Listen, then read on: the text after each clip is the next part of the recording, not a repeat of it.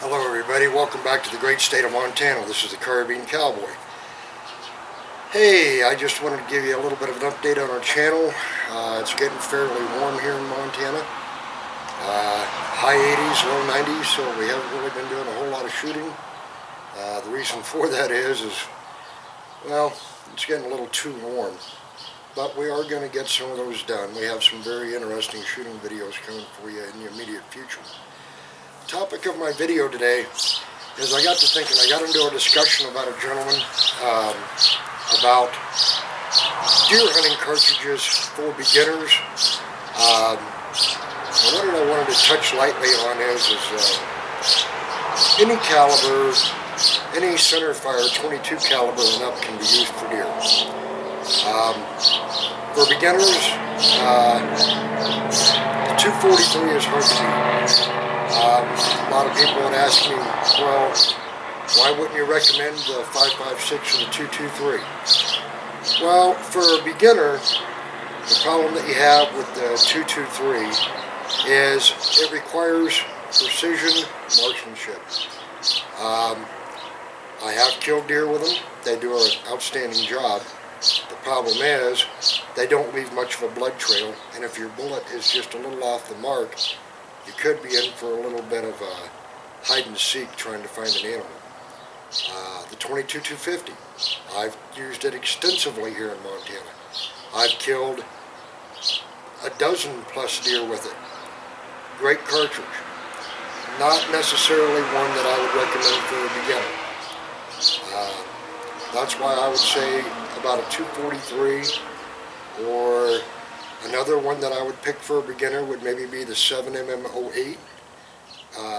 These are short action rifles, meaning that the rifles aren't overly long, overly heavy, and for most beginners they can handle them fairly well.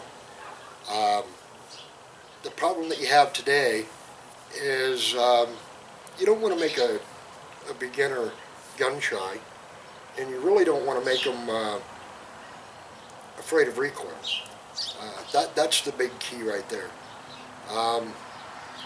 If you have a shooter that's a little bigger, that can handle the recoil a little more, then I would say maybe a 25-06 or possibly 270 if they can handle the recoil.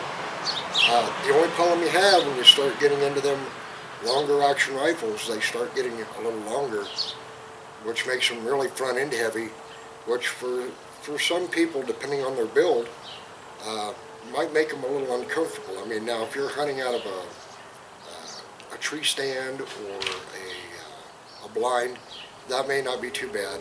But if you're like we are in the West, where you're doing a lot of spot and stock or bony stomping, as we call it, the shorter action rifles are a lot better for a beginner. And you also want to make it fun for them. I mean, a heavy recoiling rifle in the hands of somebody that isn't a proficient shooter or shoots a lot kind of has a tendency to give the adverse effect. So you want to try to keep that in mind. And the other thing you want to do is make sure you get a firearm that fits it. You know, you don't want the stock too short. You don't want the stock too long. You know, in today's world, they make a lot of firearms that are more, as I would say, user-friendly compared to what they used to. So you have a lot more options available. Another one that would make a good beginner's rifle would be, if you're not shooting long distance, would be a 30-30. If you don't like the idea of a beginner using iron sights, you could always put a scope on them. Most all your new 30-30s today are equipped with a scope. And they're good after about 100-150 yards. So if you're hunting in an area back east or Midwest, yeah, the 30-30 would be great. But, you know, the thing that I found today with women and children is two things, actually. One, the recoil, and to the rifle. You have to make sure the rifle fits them. Those are the two biggest complaints I hear from women and children. They complain about the weight and they complain about the length. Now, there's advantages and disadvantages to both of these. A heavier rifle helps absorb the recoil, so you don't get so much recoil. Bad part about it is, you're lugging around a heavy rifle.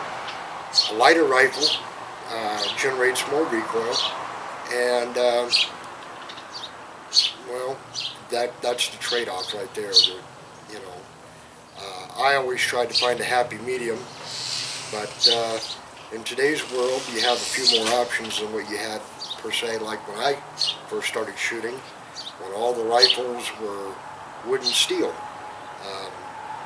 You had to, as they called it, grow into the rifle. Basically meaning back in my day, dad or granddad or your uncle would give you their 270 or 30-06 or whatever the case may be, and they may whittle the stock down just a little bit to get the stock to fit you, put a recoil pad on it, but that was pretty much about it. So they've came a long way in the 30 plus years since I've been doing this. But I'm curious to find out what your thoughts and comments would be on this topic. With hunting season for most of us in the West starting here in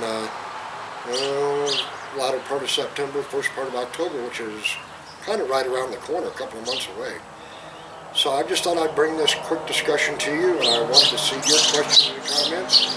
And we'll see you next week. So from the great state of Montana, this is the Caribbean Cowboy saying, see you next time.